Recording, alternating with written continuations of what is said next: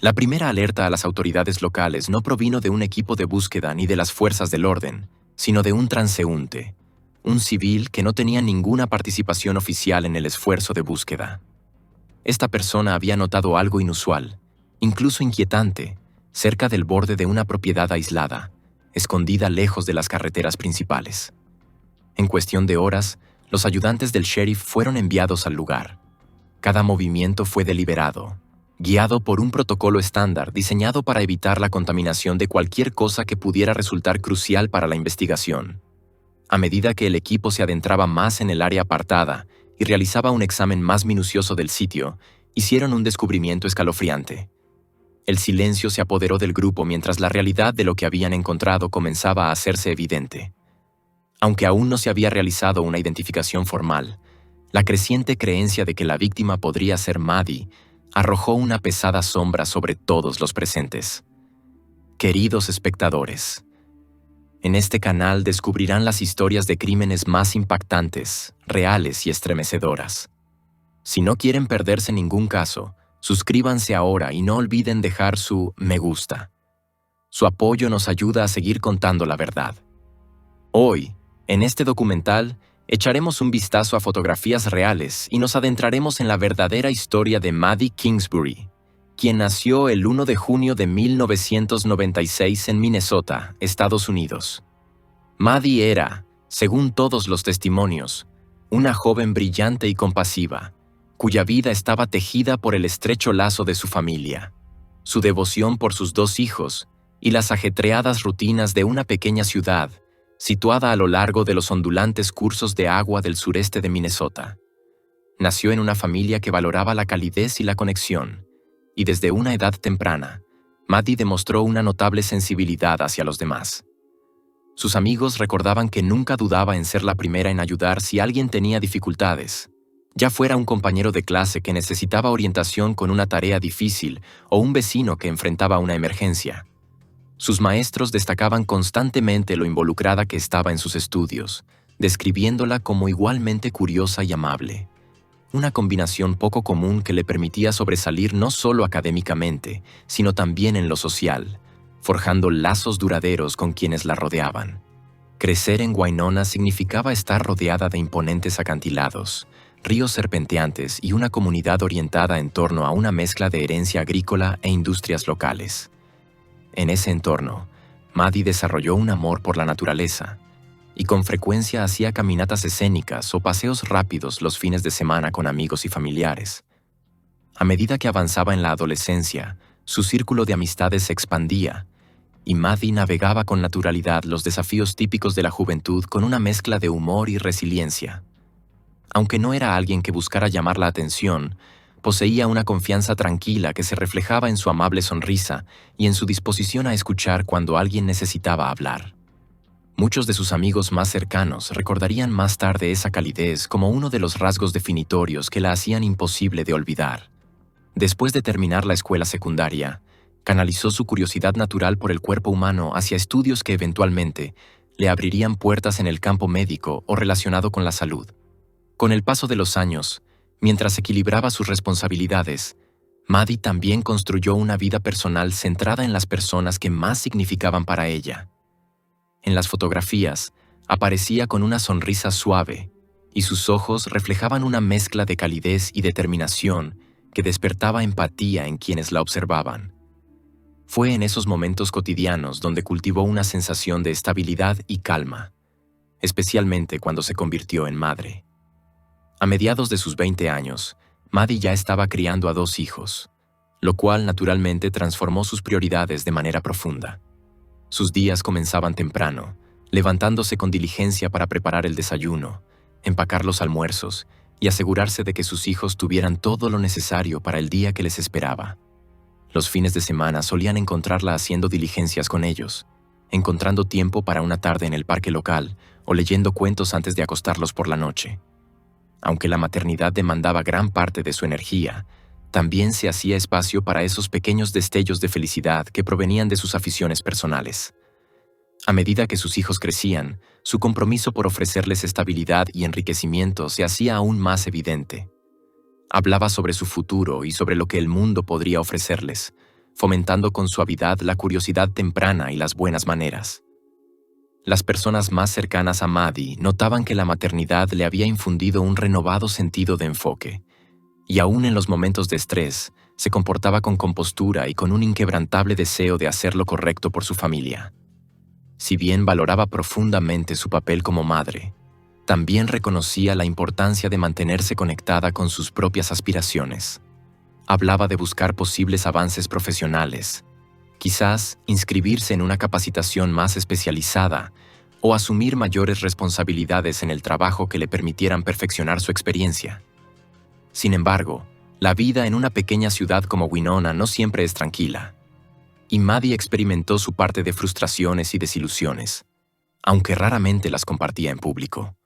El equilibrio entre las exigencias laborales, la crianza y la vida personal inevitablemente conducía a momentos en los que se sentía abrumada. En lo que comenzó como un viernes aparentemente ordinario a finales de marzo, el día de Maddie Kingsbury se desarrolló con el ritmo eficiente que caracterizaba gran parte de su vida. Se levantó temprano, preparó las cosas de sus hijos para la guardería y envió mensajes alegres a sus amigos sobre los planes del fin de semana. Tenía que dejar a los pequeños y luego dirigirse a su trabajo, pero a medida que avanzaban las horas del mediodía, una sensación inquietante comenzó a apoderarse de las personas más cercanas a ella. Normalmente, Maddie se comunicaba por mensaje de texto. A veces un breve recordatorio sobre una cita próxima o la hora de recoger a los niños. Sin embargo, ese día, su teléfono guardó silencio. Las horas pasaron lentamente y los familiares preocupados intentaron llamarla, pero el teléfono iba directamente al buzón de voz o simplemente no sonaba. En cuestión de momentos, las rutinas que siempre habían parecido reconfortantes y previsibles adquirieron un tono sombrío. Algo no estaba bien. Los amigos que solían mantener contacto constante notaron el abrupto final de las animadas conversaciones que solían tener, y para esa noche, la ansiedad entre sus seres queridos era palpable. Algunos se contactaron entre sí, esperando encontrar una explicación sencilla. Quizás había perdido el teléfono o se había quedado atrapada en una reunión inesperada en el trabajo. Pero a medida que la noche caía y nadie había tenido noticias de ella, la preocupación se transformó en un miedo persistente de que algo mucho más grave hubiera sucedido.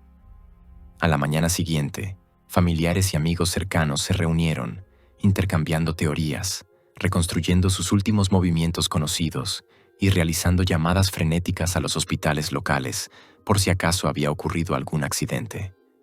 Nadie podía recordar una ocasión en que Maddie hubiera desaparecido por completo sin avisar a alguien a dónde iba, especialmente considerando las responsabilidades que tenía como madre. Fue precisamente ese vínculo maternal y su naturaleza confiable lo que hacía que su ausencia repentina resultara tan inquietante. ¿Dónde podría estar? Con voz temblorosa, uno de sus familiares finalmente hizo la llamada a las autoridades para reportarla como desaparecida. Las horas siguientes estuvieron llenas de actividad mientras las autoridades locales reunían información preliminar, revisando cualquier pista que pudiera arrojar luz sobre su paradero. Los agentes llegaron a la casa de Maddie, un lugar que normalmente estaba lleno de las risas de los niños y del reconfortante bullicio de la vida diaria, solo para encontrarlo inquietantemente silencioso. Nada parecía haber sido saqueado. No había señales evidentes de allanamiento, pero tampoco había indicios de un viaje planeado. Ninguna maleta empacada, ninguna nota dejada atrás. El auto de Maddie estaba en la entrada, su bolso en la casa. Su teléfono estaba inactivo y pronto quedó claro que no había llevado su cartera ni ningún otro objeto esencial. Los investigadores tomaron nota cuidadosa de las pertenencias meticulosamente organizadas de los niños, la lista de compras a medio escribir en la encimera de la cocina y otros signos que sugerían que un día rutinario había sido interrumpido abruptamente. En 1 o 2 días, la noticia de la desaparición de Maddie comenzó a difundirse por Winona. Aunque la comunidad no era ajena a las dificultades de la vida, la idea de que una joven madre llena de vida pudiera desaparecer sin explicación tocó una fibra especialmente dolorosa entre los residentes. Las publicaciones en redes sociales difundieron la noticia, instando a todos a estar atentos a cualquier señal de ella, ya fuera en la ciudad o en las áreas rurales cercanas. Ciudadanos preocupados imprimieron folletos con su fotografía, distribuyéndolos en negocios locales, estaciones de servicio y tablones comunitarios. En esos primeros días, la esperanza era que simplemente se hubiera desconectado, quizás necesitando un descanso o resolviendo una crisis personal. Pero con el paso del tiempo, ese optimismo empezó a desvanecerse. La idea de que Maddie abandonara voluntariamente a sus hijos resultaba incomprensible. Aún así, su círculo de amigos se negó a rendirse ante los peores escenarios de inmediato. Organizaron pequeños grupos de búsqueda, coordinándose con las fuerzas del orden locales.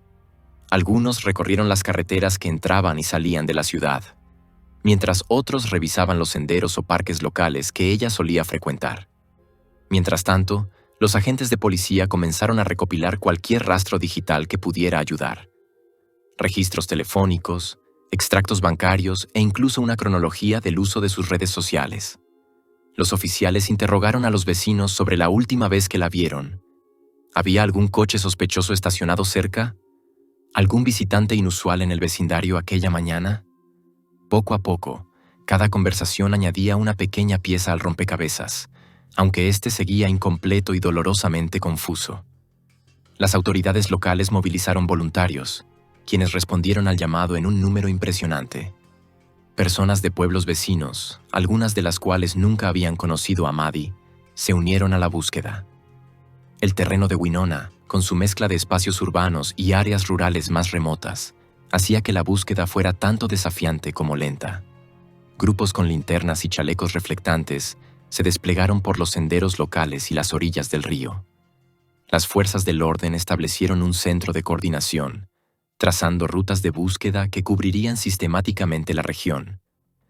Los miembros de la comunidad utilizaron las redes sociales para organizar puntos de encuentro, compartir consejos y publicar actualizaciones sobre las zonas ya exploradas y los hallazgos realizados. De vez en cuando llegaban algunas pistas. Alguien creía haber visto a una mujer que coincidía con la descripción de Maddie en una parada de descanso fuera del pueblo. Otro aseguraba haberla visto cerca de un supermercado local. Sin embargo, ninguna de esas pistas resultó ser cierta. La frustración crecía cada vez que una posible pista terminaba en un callejón sin salida. Durante todo este tiempo, la familia de Maddie hizo súplicas públicas por su regreso sano y salvo. Se presentaron frente a las cámaras de noticias, con voces temblorosas cargadas de desesperación y amor inquebrantable. El dolor era visible en sus ojos, pero también lo era una corriente constante de esperanza y fe en que Maddie volvería a casa. Rogaron a cualquiera que tuviera información que se presentara, sin importar cuán insignificante pudiera parecer. Para muchos, los ruegos de la familia aportaron una dimensión profundamente humana a la tragedia. Esto no era solo un titular, era una madre, una hija, una amiga. Cada día traía una nueva ola de angustia. Los niños seguían preguntando por su madre, y la familia solo podía ofrecerles palabras de consuelo, asegurándoles que todos estaban haciendo lo posible por traerla de vuelta. En segundo plano, los investigadores trabajaban en silencio para reconstruir la cronología de las últimas horas conocidas de Maddie. Confirmaron que había dejado con éxito a sus hijos en la guardería aquella mañana, había hablado por teléfono con una compañera de trabajo y tal vez había regresado a casa por un breve intervalo. Pero a partir de ese punto, la narrativa se volvía confusa. Algunos vecinos informaron haber oído una puerta de coche cerrarse a media mañana. Otros no notaron nada fuera de lo común. Las grabaciones de las cámaras de vigilancia de las calles cercanas eran escasas, y no se encontró nada concluyente en las cámaras de tráfico ni en los sistemas de seguridad locales. El Departamento de Policía local solicitó asistencia a las autoridades estatales, con la esperanza de que recursos especializados, como búsquedas aéreas o técnicas avanzadas de análisis digital, pudieran proporcionar un avance significativo. Helicópteros sobrevolaban las zonas boscosas de difícil acceso, con potentes reflectores que barrían las líneas de árboles y los campos abiertos. A pesar de estos esfuerzos considerables, día tras día terminaban con la sombría constatación de que seguían sin estar más cerca de encontrar a Maddie. Mientras públicamente la investigación mostraba una determinación inquebrantable, tras bambalinas los agentes admitían la dificultad del caso.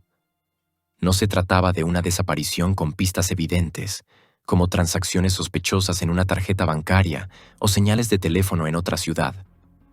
Parecía más bien una desaparición sin rastro alguno.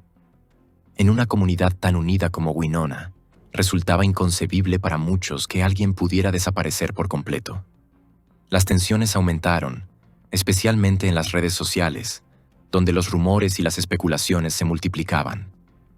Algunos comentaristas compartían teorías sobre un posible acto criminal, señalando a personas cercanas a Maddie. Otros cuestionaban si ella misma habría planeado su desaparición, aunque quienes la conocían rechazaban vehementemente esa idea, citando sus profundos lazos con sus hijos y su vida laboral estable. En medio de este torbellino digital, las fuerzas del orden locales pidieron prudencia, advirtiendo contra las teorías sin fundamento y las acusaciones públicas. Enfatizaron que las investigaciones reales requieren paciencia, una revisión cuidadosa de las pruebas y respeto por el debido proceso. La comunidad, en su mayoría, respondió uniéndose aún más a la familia y continuando con el esfuerzo voluntario de búsqueda.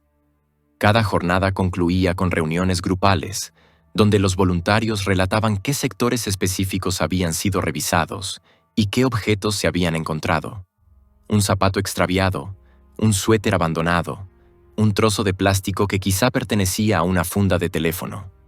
En la mayoría de los casos, estos objetos no tenían ninguna conexión con Maddie, pero los buscadores mantenían la débil esperanza de estar acercándose. Aún así, el agotamiento de todos los involucrados se hacía evidente.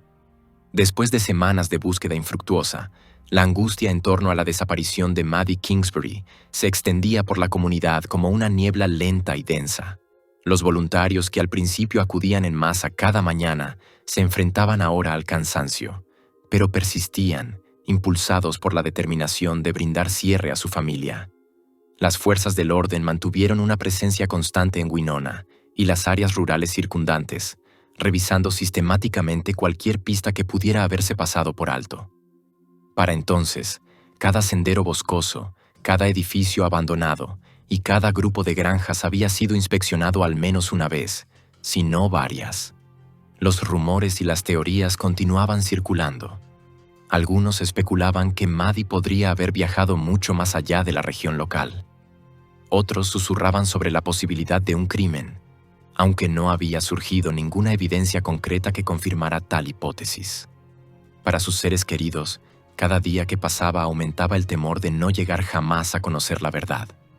Sin embargo, al cabo de unas semanas, se produjo un hallazgo en un lugar que muchos solo habían revisado superficialmente. Un rincón tranquilo del condado de Fillmore, cubierto por una densa arboleda y serpenteantes caminos rurales. Para los investigadores que acudieron, el sitio era un sombrío recordatorio de lo fácil que resulta esconder una vida fuera de la vista. Las autoridades locales fueron alertadas por un transeúnte, alguien que ni siquiera formaba parte del equipo de búsqueda organizado, pero que se había desviado del camino por motivos personales. Esa persona notó algo inquietante cerca del borde de una propiedad apartada. Al principio, lo atribuyó al arrastre del agua de una tormenta o a la actividad de animales. Sin embargo, una persistente intuición le impulsó a mirar más de cerca. Al reconocer que aquello podría tener relación con el caso de Maddie, o quizá con otra persona desaparecida, llamó de inmediato a la oficina del sheriff local. En cuestión de horas, llegaron agentes uniformados, acompañados por especialistas en la escena del crimen que establecieron un amplio perímetro para preservar posibles pruebas. Aunque el área no era extensa, el espeso dosel de los árboles mantenía una penumbra constante sobre el lugar. El silencio del bosque solo se interrumpía por las conversaciones apagadas entre los agentes, el pitido de los equipos forenses y el ocasional canto de aves perturbadas por la presencia humana. En los primeros momentos, no había certeza sobre quién podría estar allí, pero un aire solemne envolvía a los presentes, como si todos se prepararan para lo peor. De manera meticulosa, los técnicos forenses comenzaron a retirar capas de hojas y maleza, siguiendo un protocolo establecido para minimizar el riesgo de contaminar pruebas vitales. No tardaron mucho en hacer una identificación preliminar que confirmaba que se trataba, efectivamente, de un posible sitio relevante. Al avanzar más y examinar con detenimiento la escena, descubrieron a una persona, La reacción fue inmediata y profundamente sobrecogedora. Los rostros que antes mostraban concentración ahora reflejaban pesar. Aún sin una identificación formal, la posibilidad de que se tratara de Maddie estremeció a todos los presentes. Los agentes solicitaron la intervención de unidades especializadas, incluidos antropólogos forenses, para manejar la tarea con el máximo cuidado y respeto. El área fue acordonada aún más, manteniendo el círculo de personal autorizado lo más reducido posible, tanto por respeto a la víctima como para garantizar una investigación libre de contaminación. La noticia se difundió rápidamente. Se había encontrado a una persona cerca del límite del condado de Winona. La información se propagó no solo a través de los canales policiales, sino también en las redes sociales, donde los residentes locales que habían seguido la historia de Maddie desde el principio se aferraron a este nuevo acontecimiento. Ciudadanos preocupados, divididos entre el miedo y la esperanza, inundaron la línea oficial de información con preguntas y ofrecimientos de ayuda. La frase que más se repetía era inquietantemente similar: «Por favor, que no sea ella». Pero si lo es, al menos su familia podrá tener respuestas. Los reporteros locales, plenamente conscientes del interés público, mantuvieron una distancia respetuosa de la escena, pero ofrecieron actualizaciones mesuradas. Se han descubierto restos humanos en una zona remota y las autoridades están trabajando para confirmar la identidad. Detrás de esas declaraciones cautelosas se percibía una tensión no expresada. Esta era, posiblemente, la pista más significativa de todo el caso. Todos comprendían que una identificación formal podría cambiar para siempre la narrativa que hasta entonces había estado marcada por la preocupación y la incertidumbre. Los equipos forenses trabajaron con meticulosidad. Bajo la luz moteada que atravesaba el dosel de los árboles, fotografiaron, registraron y recogieron todo lo que se encontraba en las inmediaciones. Piezas de ropa que tal vez habían resistido las inclemencias del tiempo, fragmentos de objetos personales e incluso muestras de suelo para análisis posteriores. Cada artículo fue colocado en un contenedor sellado, etiquetado con datos precisos de ubicación y enviado al laboratorio para su examen. El proceso era lento y deliberado, en marcado contraste con las frenéticas búsquedas de las semanas anteriores. Los investigadores sabían que un solo descuido podría poner en peligro la integridad de todo el caso.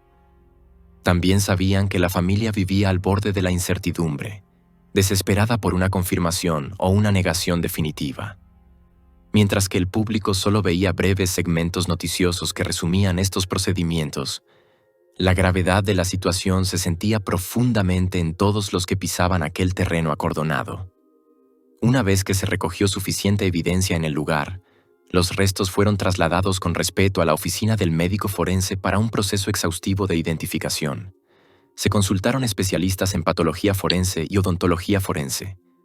Los registros dentales, las muestras de ADN y otros marcadores biográficos serían finalmente utilizados para determinar la identidad de la víctima con la mayor certeza posible. Durante los días que tardaron en completarse estos análisis, la tensión aumentó en Winona y más allá. La gente se reunía en pequeños grupos en cafeterías locales, susurrando en voz baja sobre el lugar del hallazgo. Los familiares, amigos cercanos y voluntarios de la comunidad que habían volcado su corazón en la búsqueda, trataban de mantener la compostura mientras se preparaban en privado para el resultado más probable. Si aquella evidencia pertenecía a Maddie, significaba un trágico final para la esperanza de semanas de que aún pudiera estar viva en algún lugar. Si pertenecía a otra persona, significaba que el pueblo seguía sin respuestas sobre su paradero, quedando nuevamente en el punto de partida. Un destino casi igual de doloroso. Durante este periodo de espera, las autoridades emitieron comunicados prudentes, evitando toda especulación. Aconsejaron a la comunidad que, aunque se había hecho un hallazgo, la identificación oficial aún estaba pendiente. Su cautela hablaba por sí sola. Pocos creían que se actuaría con tanto rigor si no existieran fuertes indicios de que se trataba de Maddie. A petición de la familia, los ciudadanos mantuvieron una distancia respetuosa del sitio y se abstuvieron de saturar las redes sociales con afirmaciones no verificadas. Aún así, era imposible contener por completo la conversación. Algunas discusiones en línea se aventuraron a teorizar quién podría haber sido responsable de colocar a Maddie en un lugar tan remoto. Otros cuestionaban cuán minuciosa había sido la búsqueda inicial de esa zona, o por qué los restos se habían encontrado solo semanas después de su desaparición. Las teorías conspirativas florecieron, como suele ocurrir en los casos de desapariciones de alto perfil, pero las autoridades locales insistieron una y otra vez en que se debía permitir que el proceso investigativo siguiera su curso sin interferencias. Un poco más de una semana después del hallazgo, la oficina del médico forense emitió una identificación preliminar. Era, efectivamente, Maddie Kingsbury.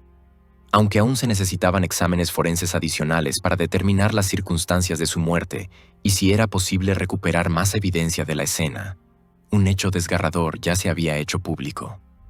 La madre desaparecida, cuyo rostro se había convertido en un símbolo de dolor en Winona, no regresaría a casa. La noticia se propagó por la ciudad en una ola de tristeza y aceptación resignada. Aquellos que habían mantenido la esperanza de su regreso sintieron el golpe de la realidad. Amigos y familiares ofrecieron mensajes públicos y privados de condolencia, recordando los aspectos más luminosos de la vida de Maddie: su devoción, su calidez, su futuro prometedor, mientras luchaban por comprender la magnitud de la pérdida. En una conferencia de prensa oficial, el jefe de policía se presentó ante el podio con el corazón pesado, expresando los sentimientos que habían impregnado a la fuerza desde el primer día de la investigación. Confirmar la identidad de Maddie trajo una sensación de cierre a una de las preguntas más apremiantes, señaló, pero también encendió una nueva determinación de descubrir lo que realmente había sucedido. El jefe se negó a proporcionar detalles específicos sobre la causa de la muerte, citando la investigación en curso y el respeto debido a la familia de Maddie. Mientras tanto, el fiscal del distrito insinuó que este caso había sido una prioridad máxima desde el principio y que ahora, con el hallazgo de sus restos, la urgencia por identificar a los posibles responsables era aún mayor. Tras el sombrío descubrimiento que confirmó el destino de Maddie Kingsbury, la investigación giró con renovada urgencia hacia la identificación de quién fue responsable y cómo logró ocultarlo con tanta deliberación. Aunque el público y algunos miembros de las fuerzas del orden habían tenido sospechas tempranas, ninguna evidencia individual había sido lo suficientemente sólida como para justificar un arresto inmediato. Sin embargo, mientras los especialistas forenses analizaban los hallazgos del condado de Fillmore, los investigadores volvieron su atención hacia las personas que conocían íntimamente a Maddie. Entre ellos, Adam Fravel, el padre de sus hijos y, según se informaba, la última persona que la vio con vida, se convirtió en objeto de un escrutinio intensificado. En las primeras etapas de la búsqueda, Adam había expresado públicamente su preocupación por el bienestar de Maddie, pero ciertos aspectos de su comportamiento despertaron silenciosas y persistentes dudas entre las autoridades. Algunos vecinos recordaban declaraciones inconsistentes que él había hecho sobre el día de la desaparición, mientras que otros notaron una tensión en su actitud que parecía más reservada que dolida. Aún así, las fuerzas del orden evitaron sacar conclusiones apresuradas, conscientes de que una corazonada no equivale a una prueba. Una vez identificados los restos de Maddie, los oficiales obtuvieron órdenes judiciales para recopilar datos digitales completos, registros de comunicaciones telefónicas, correos electrónicos, así como realizar un examen forense detallado de la residencia compartida y de los vehículos vinculados a él. En ese proceso, descubrieron numerosos mensajes de texto que insinuaban crecientes desacuerdos en las semanas previas a la desaparición, algunos sobre cuestiones financieras, otros sobre la pérdida de confianza en la relación. Más decisivo aún, los registros de localización telefónica mostraron un patrón difícil de explicar inocentemente.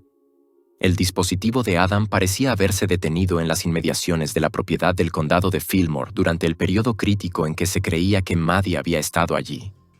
Además, el automóvil que él conducía habitualmente presentaba rastros microscópicos de evidencia que los analistas forenses sospechaban eran consistentes con el sitio donde finalmente se recuperaron los restos de Maddie. Aunque los detalles permanecieron en gran medida confidenciales al principio, se difundió la noticia de que los investigadores habían reunido un caso circunstancial sustancial. Esto provocó una ola de especulación en línea y en los círculos locales, mientras la ciudad de Winona parecía contener la respiración en los días previos a cualquier anuncio formal de cargos.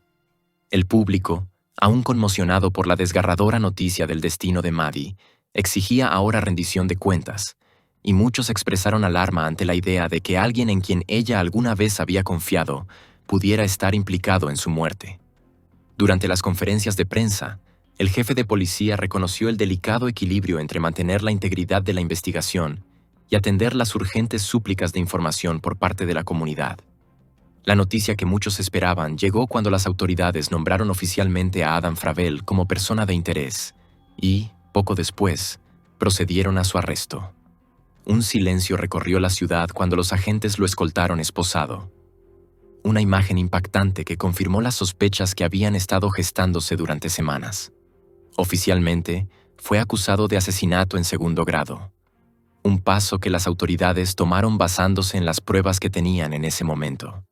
El fiscal del distrito, en un comunicado cuidadosamente redactado, señaló que el cargo podría elevarse dependiendo de los resultados finales de los análisis forenses y de las declaraciones adicionales de los testigos. En los días posteriores a su arresto, Adam compareció ante el tribunal con la misma expresión de ansiedad contenida que había mostrado desde el principio. Aunque se declaró no culpable, el juez ordenó que permaneciera detenido sin derecho a fianza, citando la gravedad de las acusaciones y el posible riesgo de fuga. A partir de ahí, la fase previa al juicio se convirtió en un proceso meticuloso de construcción y refutación del caso de la Fiscalía.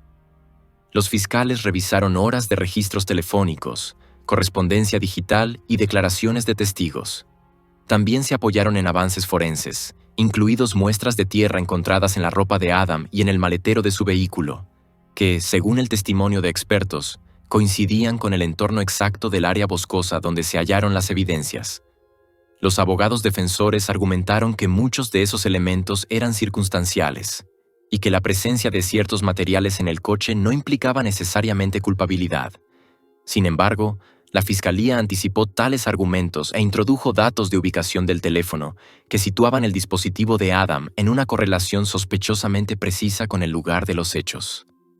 Compilaron una cronología de los eventos que abarcaba no solo la mañana de la desaparición de Maddie, sino también los días siguientes, durante los cuales la actividad digital de Adam se volvió sospechosamente silenciosa. Combinados con los mensajes previos que sugerían tensiones en la relación, el relato de la Fiscalía tomó forma. Argumentaron que Adam tenía tanto el motivo como la oportunidad. Alegaron que cuando Maddie lo enfrentó sobre problemas más profundos, posiblemente estrés financiero, preocupaciones por la custodia o conflictos personales, una discusión se intensificó, culminando trágicamente. La defensa, por su parte, intentó desmontar la narrativa del motivo, presentando a Adam como un padre preocupado, traumatizado por la pérdida repentina, que quizá eligió sobrellevar su dolor de una forma que podía parecer sospechosa desde fuera. Aún así, a medida que concluyeron las mociones previas al juicio y el caso avanzó hacia la selección del jurado, la opinión pública en Winona seguía inclinándose firmemente hacia la creencia de que Adam era responsable. Los periodistas, impulsados por declaraciones de fuentes anónimas cercanas a la investigación, informaron que un testigo clave, posiblemente un amigo o familiar, había aportado información sobre el comportamiento de Adam el día que Maddie desapareció, incluyendo llamadas urgentes, ausencias inexplicables o historias contradictorias. Durante el juicio, la tensión llenaba la sala. La Fiscalía guió meticulosamente al jurado a través de cada pieza de evidencia. Registros telefónicos, mensajes digitales, testimonios de técnicos forenses y resultados de pruebas avanzadas sobre la tierra y materia orgánica halladas en el vehículo de Adam. También llamaron a expertos que discutieron la hora probable de la muerte, que coincidía más o menos con las horas inmediatamente posteriores a la última vez que Maddie fue vista con vida. El núcleo emocional del juicio provino de los amigos y familiares que subieron al estrado para hablar sobre la devoción de Maddie hacia sus hijos, destacando lo improbable que era que los abandonara voluntariamente. Esto contrarrestó las sutiles sugerencias de la defensa de que ella podría haber desaparecido por voluntad propia o haberse encontrado con un tercero desconocido. Mientras tanto, la defensa intentó centrarse en la ausencia de pruebas directas, como un testigo ocular o una grabación clara del acto. Alegaron que los datos telefónicos podían interpretarse erróneamente, que un comportamiento sospechoso no equivalía a culpabilidad y que otras personas no identificadas podrían haber estado implicadas. Aún así, a medida que los testigos relataban la última vez que vieron a Maddie y los expertos vinculaban las pruebas forenses a Adam, la gravedad de su situación se hacía más evidente. La opinión pública, antes llena de rumores, se consolidó. Adam Fravel enfrentaba la posibilidad de la pena máxima si era declarado culpable. Durante los contrainterrogatorios, la Fiscalía destacó las inconsistencias en su versión de los hechos, contrastándolas con los registros telefónicos y los testimonios de quienes interactuaron con él. Un momento crucial llegó cuando el detective principal testificó sobre una entrevista grabada en la que Adam cambió su versión varias veces. Primero afirmó no haber salido de casa ese día, luego admitió haber conducido para despejar su mente. Aunque la defensa insistió en que el estrés podía causar confusión, la Fiscalía lo presentó como una evasión calculada para encubrir un crimen irreversible. Día tras día, mientras el jurado escuchaba, el peso de las pruebas parecía acumularse a favor de la acusación. Cuando los jurados se retiraron a deliberar, el sentimiento general era que las evidencias apoyaban abrumadoramente la versión de la Fiscalía. Durante varios días tensos, el jurado revisó los documentos, los testimonios y las grabaciones. Finalmente, corrió la voz en Winona de que se había alcanzado un veredicto. En el día de la sentencia, la sala volvió a llenarse. El ambiente era denso, cargado de finalización. Adam permaneció reservado, hablando solo cuando el juez se lo pidió. La sentencia subrayó la visión del tribunal, que su crimen representaba una traición profunda a la confianza íntima que alguna vez lo unió a Maddie. Finalmente, Adam Fravel fue declarado culpable el 7 de noviembre de 2024. Fue condenado a cadena perpetua sin posibilidad de libertad condicional.